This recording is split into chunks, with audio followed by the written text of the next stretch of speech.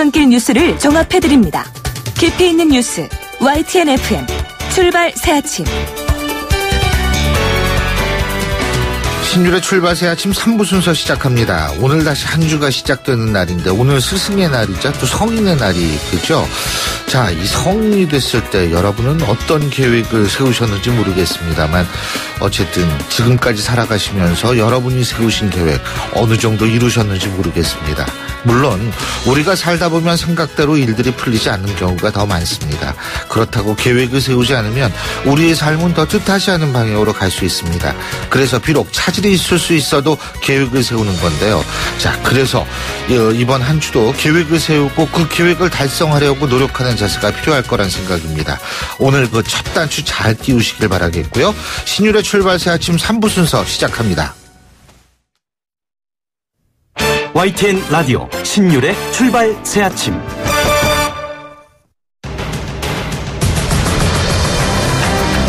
매주 월요일 아침 정치권의 복잡한 이슈를 말끔히 정리해드립니다. 출발당 최고위원회의.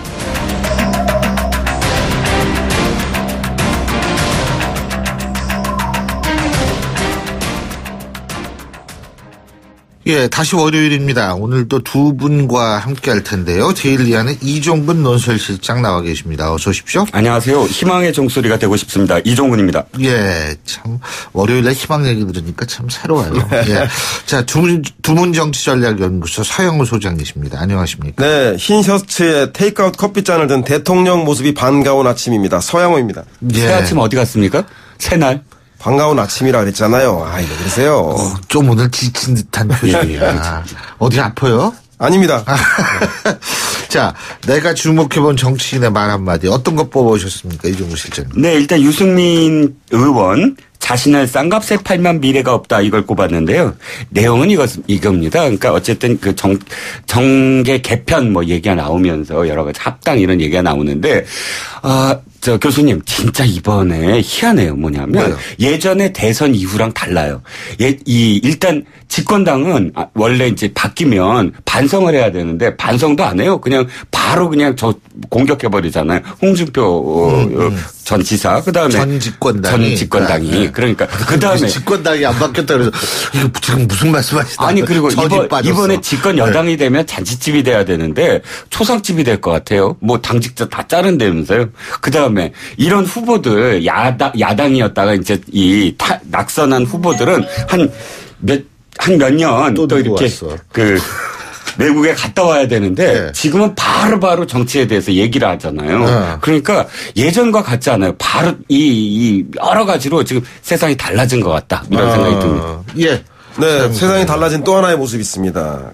대화가 가능하더라도 북의 태도 변화가 있을 때 비로소 가능함을 보여줘야 한다. 야, 이거 뭐 누가 들으면 보수 정당의 후보가 대통령이 된 줄 알 텐데 그 문재인 대통령이 취임 4일 만에 북한이 탄도미사일을 발사하자 강경한 대응을 하고 나왔습니다. 예. 아마도 대선 경선 때도 대선 그 선거운동 기간에도 기억나실 텐데 안보 불안 세력으로 보수 정당이 공격을 하자 진짜 보수 가짜 보수론을 펼치면서 오히려 안보 문제에 대해서 강경하게 나온 모습을 기억할 겁니다. 그래서 아마도 국민들이 현재 문재인 정부에 대해서 안보 불안 세력이다라고 하는 우려를 씻기 위해서 한미동맹, 정상회담, 자주국방, 북한의 핵과 미사일에 대한 단호한 대처 이러한 모습들을 보이는 것 같은데요.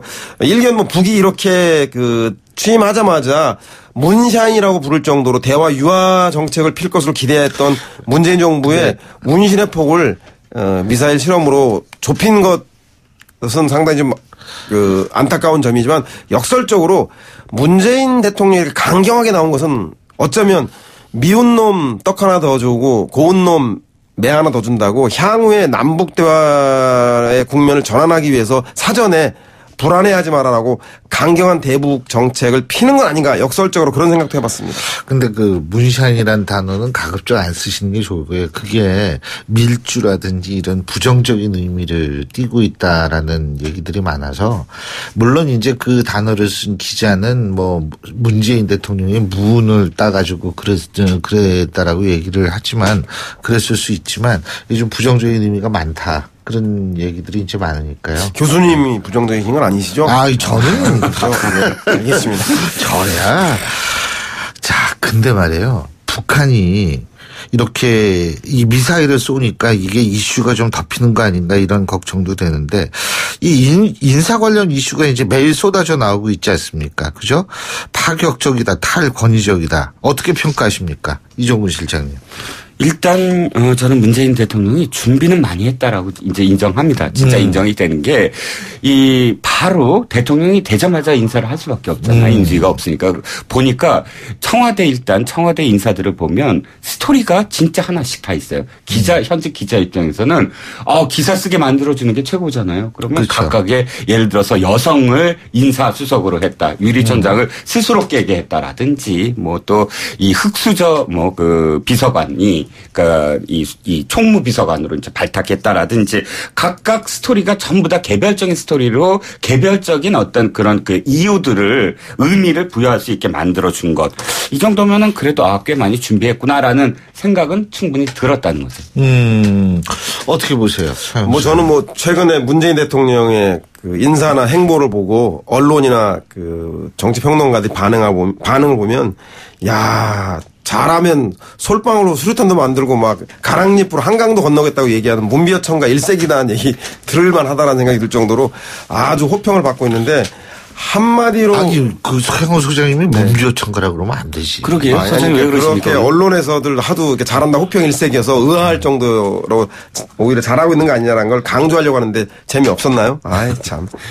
하나도 재미없어요. 네. 한마디로 말해서 저는 개혁 청와대 그다음에 통합 내각이 그 인사에 대한 핵심 코드가 아닌가 싶어요. 아마 557만 표라고 하는 대통령 직선제가 부활된 이후에 가장 큰 득표차를 준 이유는 바로 개혁 변화를 주도하라는 것 같고 그래서 청와대는 개혁적인 인사들로 비서실장부터 앉혀서 개혁 행보를 강화할 것 같다는 생각이 들고요. 대신에 내각은 통합형 내각 이낙연 총리 김영자 이낙연 총리 후보자라고 통일해달라고 하던데 아무튼 그래서 지역과 그리고 정치 세력들을 안배해서 국회와 대화하겠다는 의지를 분명히 한 것 같고 아마 이번 주 중에 국가기획자문위원회라고 하는 그 내용적 인수위를 만들어서 경제 민생과 사회복지 외교안보 문제에 대해서 안정적 국정운영 관리하는 걸 모습을 보일 텐데 아마 그 중심에 내각과 국회의 적극적인 참여를 통해서 협조를 구하는 그래서 개혁과 그 통합이 현재 문재인 정부의 인사의 핵심 키워드가 아닌가 하는 생각이 들었습니다. 그 가장 잘했다 싶은 인사는 누구예요? 저는 사실 고르게 좀 점수를 주고 싶어서 가장 잘했다라는 거는 사실 안 꼽고 싶습니다. 그런데 좀 이거는 아니다. 좀 못했다라는 인사는 꼽고 싶은데요.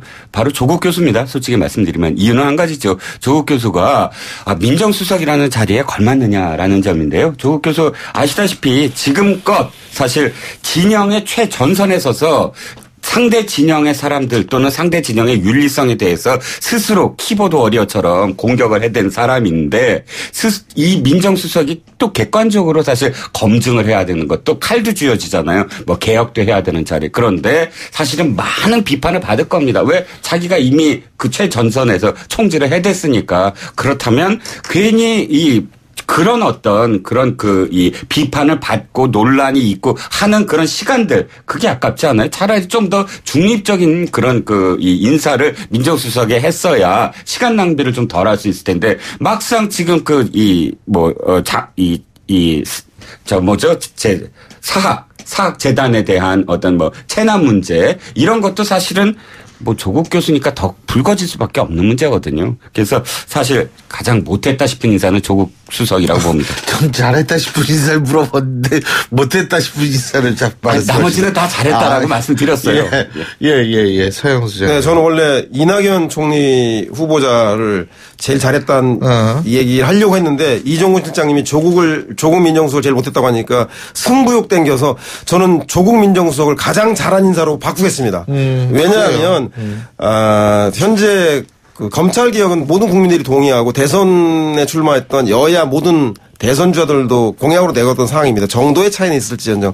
따라서 이번 싸움을 조국 민정수석 대 검찰 외롭고 의로운 청와대 대 기득권 처제 수호자의 검찰 이런 대결 구도를 만들지 않고 모든 국민들이 검찰의 최순실 게이트에 대해서 비호하거나 내지는 방조 묵인까지 했던 검찰에 대한 모습에 대해서 검찰 개혁을 요구하고 있습니다. 따라서 이 싸움은 다수 국민들이 요구하는 그 검찰 개혁의 요구와 이것에 저항하는 검찰. 그래서 그 국민의 상징으로 촛불의 상징으로서 조국 교수를 임명한 게 아닌가라는 생각이 들어서요. 저는 뭐 이 싸움에 있어서 상징적 존재이고 다만 조국 교수가 본인이 얘기한 대로 민정수석의 역할, 검찰의 역할, 법무부 장관의 역할을 좀 잘 구별해서 하지 않으면 또다시 민정수석이 모든 걸 관할한다는 소리를 들을 수 있기 때문에 검찰개혁은 법무부가 국회와 함께 제도 개선을 나가도록 하고 검찰이 최순실 게이트에 대한 재수사를 신임 검찰수장이 하도록 하고 본인은 우병우 민정수석의 우병우 민정수석이라는 오명을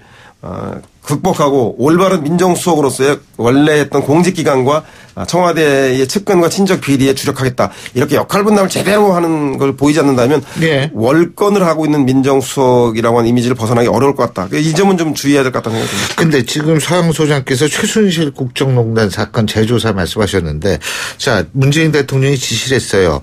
이 최순실 사건과 세월호 참사에 대한 재조사를 지시를 했는데 이 뭐 정윤의 뭐죠? 정윤의 문건 사건 그것도 이제 다시 재조사할 것 같은데 판도라의 상자가 열릴까요? 어떻게 보십니까? 그래서 사실 소장님 실장님? 아까 표현하신 것을 조금 토를 좀 달면 자꾸 싸움이라는 표현을 쓰세요. 이번 싸움. 이 싸움이라는 게 어쨌든 진영이잖아요. 편이 갈라지고. 그러니까 선과 싫어하는 얘기죠. 예. 나는 선이고 너는 악이다. 원래 인생 자체가 자기와의 싸움이라고 하잖아요. 싸움이라고 하는데 저는 개혁은 수술이라고 봐요. 환자 아픈 부분을 병을 정확하게 진단해서 그 부분을 어떻게 수술하느냐가 개혁 아니겠습니까? 자, 최순실 국정농단으로 다시 되돌아오면 이 부분이 미진해서 수술을 하겠다라는 것인데 표현이 계속 엇갈려요. 민정수석 표현 다르고 대통령 표현 다르고 국민 소통수석 말이 달라요. 그래서 아마도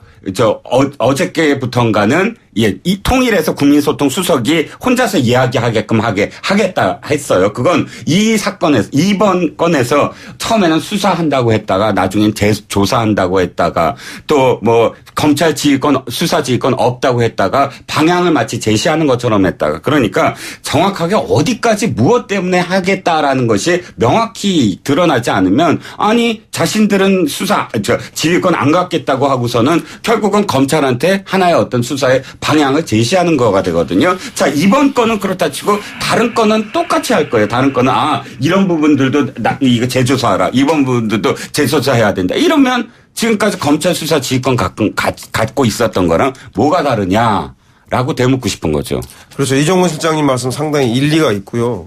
그럼에도 불구하고 그렇다고 검찰개혁, 최순실 국정농단 문제에 대해서 검찰의 묵인 방조 하고 있는 그 검찰의 모습에 대해서 개혁하거나 재조사해야 된다는 것에서 토를 달진 않으실 거예요. 그 주체가 누군가에 대해서만 얘기하시는 거지. 전 그래서 조국 교수가 차라리 칼이 문제가 아니다. 그 칼을 어떻게 쓰는가 문제다. 나 민정수석으로서 나는 그 검찰의 수사 지휘권을 공식적이긴 하지만 협의해서 진행하겠다.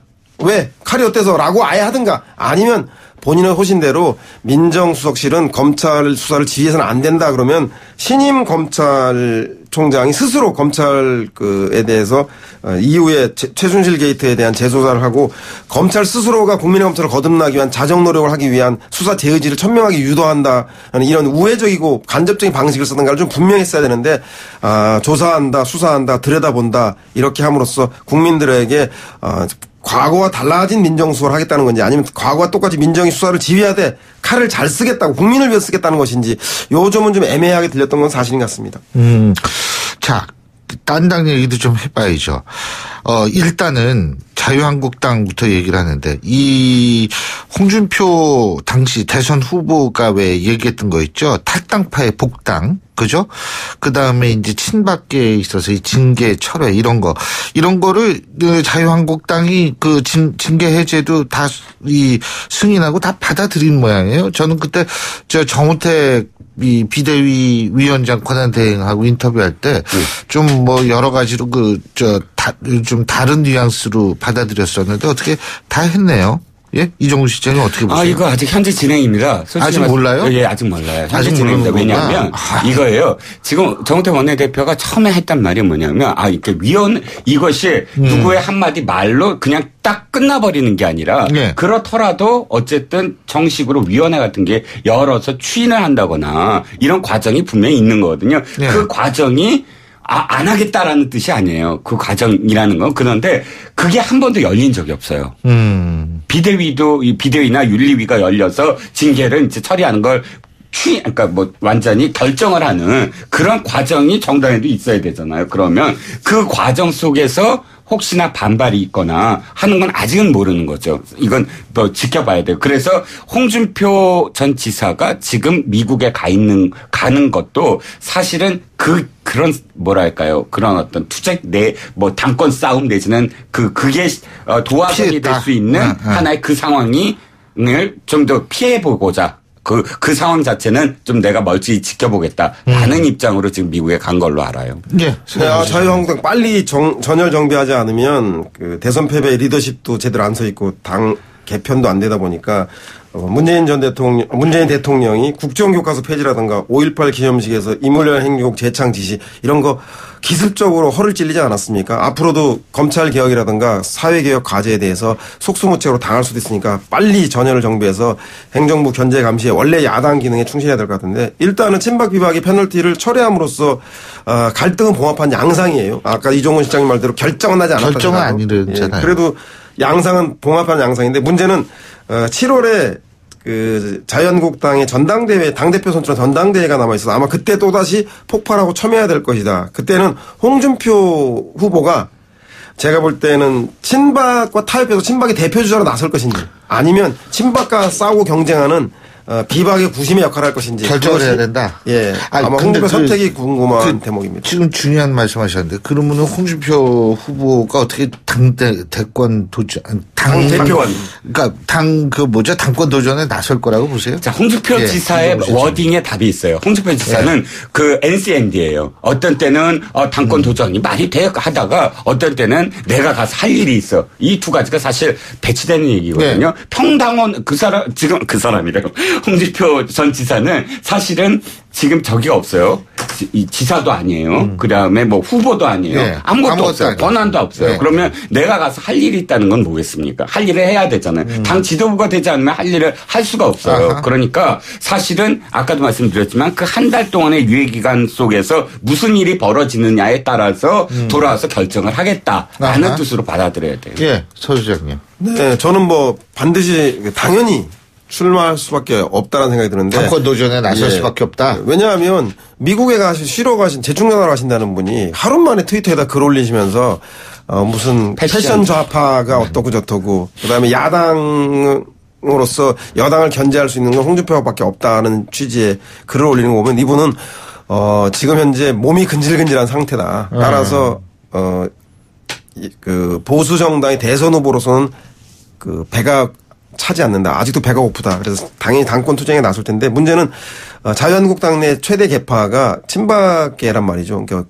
대선 주자 경우에는 국민의 여론적 지지가 제일 중요해서 보수 정당을 지지하는 20%에서 25%의 지지만 받더라도 후보가 되는 데는 어려움이 없지만 당내 전당대회에서는 당내 의원들의 압도적 지지가 없이는 불가능한데 제가 볼 때 친박이 승인하지 않으면 홍준표 후보가 대표되기 어려우니 친박의 대표가 될 것이냐 아니면 비박의 새로운 주자가 될지 선택의 기로에 있는 거 아니겠습니까? 생각합니다. 예. 시간이 2분 남았는데 1분씩. 안철수 후보는 다시 대권 의지를 표명을 했어요. 이종훈 실장님 어떻게 보십니까? 본인은 아마 절대적으로 할 겁니다. 왜냐하면 안철수 의원 실패해 본 적이 없어요. 사실은. 의원 아니에요. 전 의원이죠. 전 의원입니다. 근데 사퇴했으니까 어쨌든 안철수 전 의원 절대 아마 이 승부욕 안철수 전 의원도 사실 승부욕이 대단한 사람이거든요. 내가 내 사전에 실패라는 것을 남겨두고 그 분야에서 철수해버린다. 이건 자신의 새로운 분야거든요. 정치는.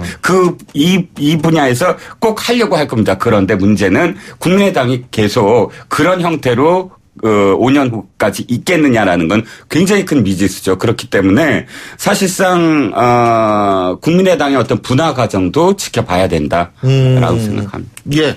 네, 저는 뭐 두 가지 숙제가 남아있다고 보는데 하나는 개인 리더십을 얼마나 빠른 시간 내에 회복할 것인가. 이번 대선에서 아마도 안철수 후보에게 가장 큰 위기는 후보 단일화에 대한 구도 문제나 상대 후보의 강력함도 아니고 안철수 후보 스스로가 TV 토론이라던가 그리고 선거 시기의 타이밍에 있어서 개혁 공동정부를 제안한 시기의 선택의 미스 이런 것 때문에 개인의 리더십에 대한 얘기들이 많이 나오고 있습니다. 따라서 얼마나 빠른 시간 내에 다시 한번 한국의 미래를 책임질 대통령 후보의 예정자로서 대권 주자로서 자신을 가다듬을 수 있을지가 하나의 숙제고 또 하나는 국민의당이 확실한 자기 기반인 호남 지역에서 더불어민주당 문재인 후보에게 더블 스코어 차 이상으로 패배했습니다. 그래서 호남 지역의 복원은 물론이거나 더 나아가서 지역 기반을 넘어선 자기 국민의당이 어느 계급계층의 경제적이고 정치적 이해를 대변해서 튼튼한 지지 기반을 가질 것인가 이 문제를 해결하지 못한다면 국민의당은 그리고 뭐 바른정당도 마찬가지인데 원래 친정인 두 당이 통합한다고 하는 것은 몸값을 올리기 위한 성동 격서 전략이고 결국은 친정인 바른정당은 자유한국당으로 그리고 국민의당은 민주당으로 친정으로 가기 위한 몸값 올리기로 오해받기 쉬우니까 이 두 문제 빠른 시간 내에 좀 해결해야 된다 생각이 듭니다. 알겠습니다. 예. 자, 이번 주 얘기는 여기까지 듣죠. 예, 지금까지 데일리하는 이종근 논설실장, 두문정치전략연구소 서영우 소장 두 분과 함께했습니다. 신율의 출발새 아침 3부 순서 여기까지입니다. 잠시 뒤 4부에서 뵙겠습니다. 날카로운 분석, 내일을 보는 시선, 신율의 출발새 아침. 신율의 출발새 아침 4부 순서 먼저 광고부터 듣겠습니다. YTN 라디오 신율의 출발 새 아침.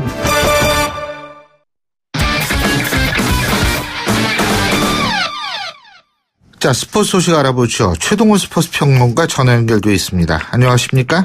예, 안녕하세요. 예, 아주 지금 방금 들은 소식부터 좀 알아보죠. 김시우 선수가 미국 프로골프 투어 PGA 플레이어스 챔피언십에서 우승을 했다 그러죠? 예, 그렇습니다. 예. 어제 3라운드에서 김시우 선수가 선두에 2타 뒤진 단독 4위에 올랐기 때문에 예. 우승에 근접은 했거든요. 예. 근데 워낙 나이도 좀 어린데다가 경험이 부족하고 플레이어스 챔피언십이 큰 대회였기 때문에 설마 했거든요. 아하. 근데 정말 큰 일을 해냈습니다. 올해 22살, 정확하게 21살 10개월인데요. 이 PGA 투어 플레이어스 챔피언십에서 최연소 우승을 기록했습니다. 이 플레이어스 챔피언십이 메이저 대회급으로 인정받는 큰 대회인데 예. 오늘 마지막 4라운드에서 보기 없이 버디 3개로 3언더파를 추가해서 합계 10언더파로 역전 우승을 차지했습니다. 예. 김시우 선수 2014년에 PGA 투어에 데뷔했고요. 지난해 윈덤 챔피언십에서 첫 우승을 기록했는데 첫 승 뒤에 불과 9개월 만에 이 메이저 대회급인 플레이어스 챔피언십에서 우승하면서 이 주목을 받게 됐습니다. 오늘 단 한 번의 우승으로 김시우 선수가 우승 상금 21억 3천만 원을 받게 됩니다. 그렇군요.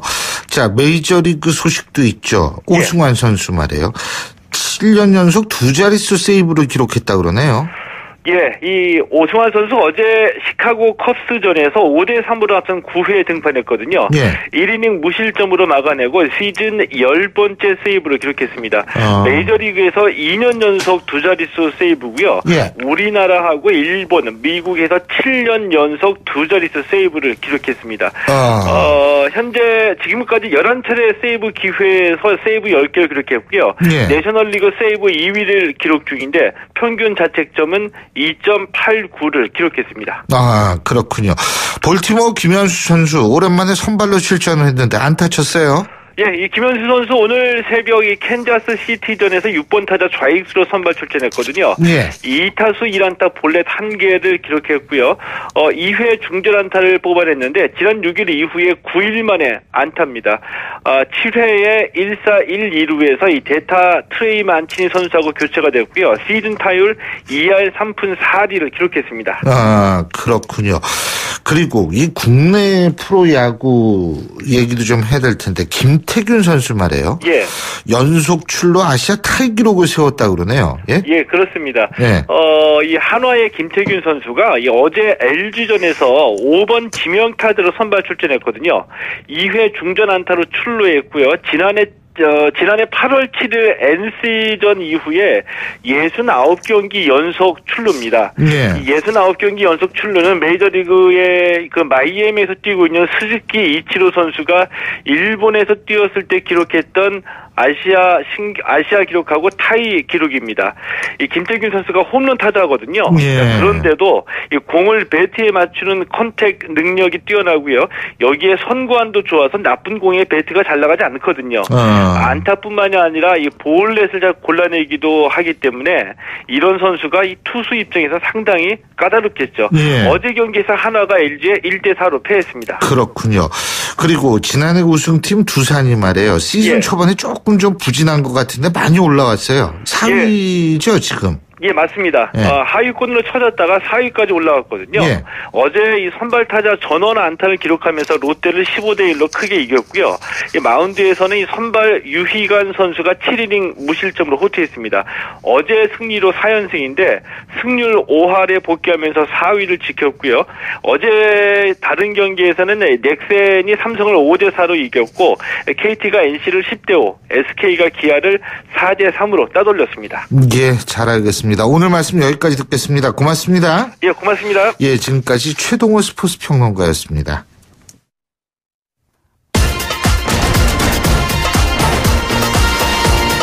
여러분이 지금 듣고 계신 주파수는 FM 94.5MHz입니다. YTN 뉴스 FM.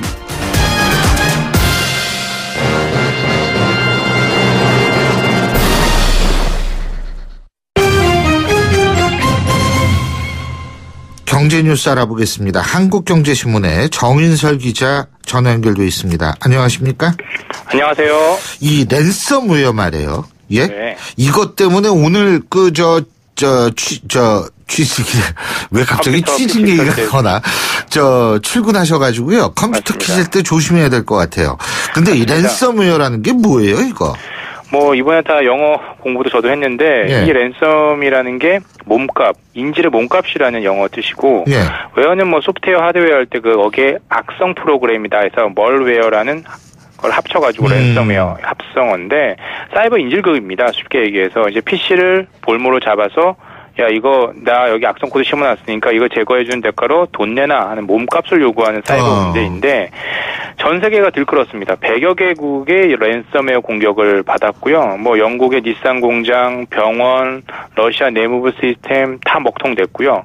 한국은 주말이 껴가지고 사무실에 PC를 요즘 많이 켜잖아요. 집에서 켜긴 하지만 대부분 대형 네트워크가 되어 있는 사무실의 공공기관을 침투하는데 그때는 주말인게 쉬었으니까 이제 오늘 월요일이 문제라는 거죠. 국내에서도 뭐 대학병원을 포함한 6, 7건의 공격 신고가 접수되는데 보통은 그 공격을 받고도 신고를 잘 안 합니다. 왜냐하면 뭐 귀찮기도 하고 크게 아니라 대수롭지 않게 여기는데 공공기관 같은 경우, 기업 같은 경우에 이제 공격을 받으면 그냥 네트워크를 통해서 다른 PC에도 다 감염이 되거든요. 네. 오늘부터 본격적인 피해가 있을 것으로 예상이 되고 있는 상황이죠. 이 랜섬웨어에 감염이 되면은 컴퓨터가 완전히 먹통이 되는 건가요?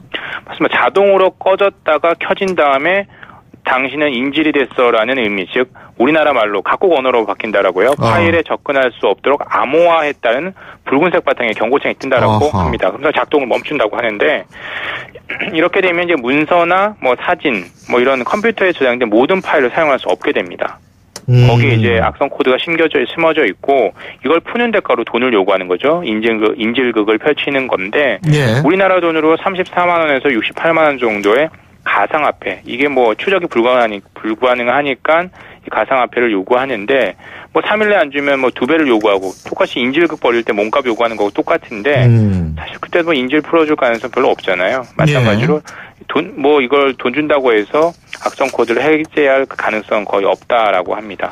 이거 예방이 가능하죠, 그죠? 가장 좋은 건 뭐 가정 이런 데서는 PC를 이용하지 않는 게 좋고요. 뭐 스마트폰은 아직 감염됐다는 신고가 없으니까 뭐 스마트폰은 비교적 안전하다고 보는데 PC를 통해서 지금 랜섬웨어가 확장 감염이 되고 있거든요. 그래서 안 켜는 게 좋고, 근데 뭐 일을 해야 되니까 켤 수밖에 없잖아요. 그럴 경우에는 일단은 모든 인터넷 무선 유선할 것 없이 연결되지 않은 상태에서 끄는 상태에서 그 파일 공유 기능 SMB를 이걸 제거하고 해제해야 되는데 이게 좀 복잡합니다. 7단계까지 있어서 외울 수가 없고요.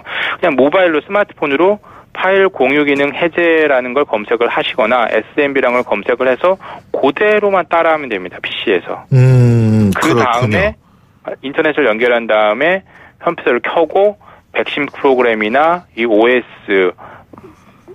시스템을 다시 최신 버전으로 업데이트하는 게 가장 좋다라고 하고요. 예. 만약에 뭐 잘 모르겠으면 주변에 컴퓨터 잘 아는 분한테 여쭤보는 게 좋고, 전산팀 이런 데 있잖아요. 그리고 혹시나 신고가 됐다라고 한다면 국번 없이 118번으로 인터넷 침해 대응센터로 신고하는 게 좋다라고 합니다.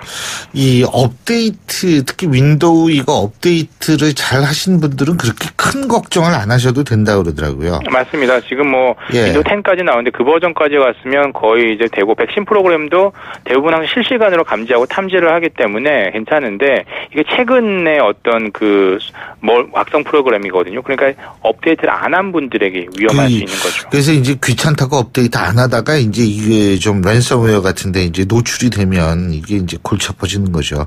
그리고 뭐 돈을 지불해도 그 뭐 돈 주면 풀어줄게 뭐 이래도 대부분 거짓말일 가능성이 높다는 거예요. 예. 맞습니다.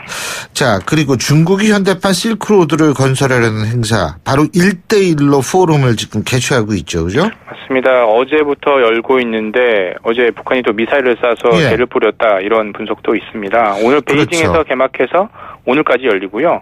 러시아, 이탈리아 정상 등 29개국 정상들이 모였고 130여 개국에서 뭐 장관들이든 뭐 기빈들이 초청을 받았다라고 합니다. 중요한 건 중국의 돈 보따리죠. 얼마를 풀까냐인데 이미 56조 원 정도를 투자했다라고 하고 추가로 1,000억 위안, 우리 돈으로 16조 원 이상의 돈을 주변 국가에 투자를 하겠다는 겁니다. 교통이나 에너지 인프라를 깔아서 현대판 실크로드, 뭐 바닷길 이런 걸 만들겠다라는 건데, 육상해상 실크로드를 만들겠다는 건데, 왜 하냐?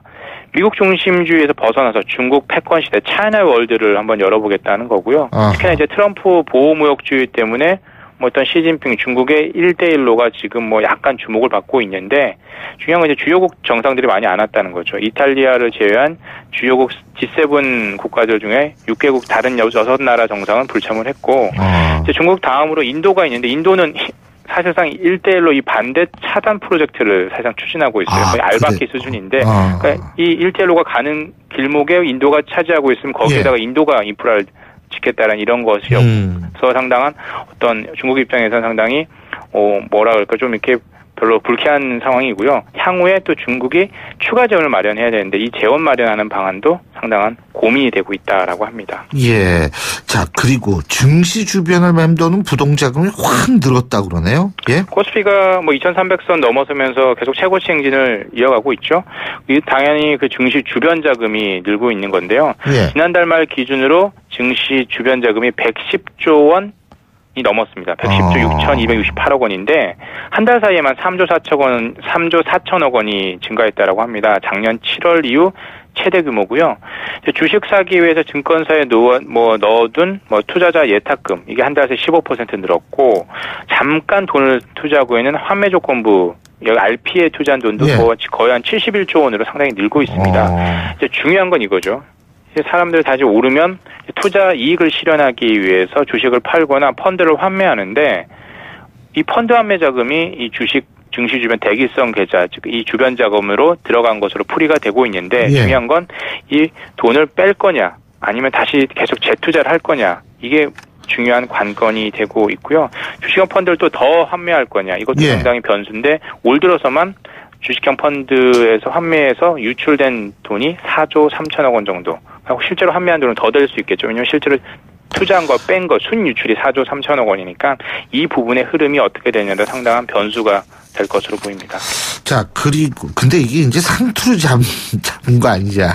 언제나 있는 얘기죠. 이게 이제 무릎에서 걱정이 사서 많이 어깨에서 돼요. 팔라고 하는데 언제가 무릎이고 언제가 어깨인지 알 수가 없는 거죠. 지금 이제 새 정부가 들어섰고 청와대 수석 인사도 쭉 나오는데 부동산 정책이 바뀌는 거 아니냐 이런 얘기가 있습니까? 청와대 이제 사회수석 비서관으로 어제 임명이 됐는데 네. 김수현 세종대 도시부동산대학원 교수가 임명이 됐습니다. 네. 자, 이 부분에 왜 이제 주목을 하냐면 지금 현재 청와대에서 비서실장이 인선됐지만 정책실장하고 안보실장이 아직 임명이 안 됐어요. 빠르면 오늘 중에 안보실장이 임명될 수 있다라고 하는데 정책실장이 사실상 경제정책을 큰 아웃라인을 잡게 되는데 정책실장이 인선이 안 되는데 그 밑에 있는 사회수석이 이미 임명이 됐습니다. 이 사회수석이 무슨 역할을 하느냐? 주택, 보건복지, 교육문화 쪽을 담당을 한다라고 합니다. 그러니까 사실상 이건 이미 정해놓고 윗사람을 정한다는 거죠. 그래서 이른바 왕수석, 슈퍼수석, 실세수석 이런 얘기가 나오는데 이 김수현 수석이 어떤 사람이었느냐 하면 2005년 알겠습니다. 참여정부 때 8.31 부동산 대책을 작성합니다. 그래서 종부세를 만들었거든요. 이게 다시 부활하는 것 아니냐 이런 전망이 나오는 거죠. 예, 잘 알겠습니다. 오늘 말씀 잘 들었습니다. 고맙습니다. 감사합니다. 예, 지금까지 한국경제신문의 정인설 기자였고요. 자, 신율의 출발 새 아침 월요일 순서는 여기서 모두 줄이겠습니다. 저는 내일 아침 7시 15분에 다시 오죠. 신율이었습니다. 고맙습니다.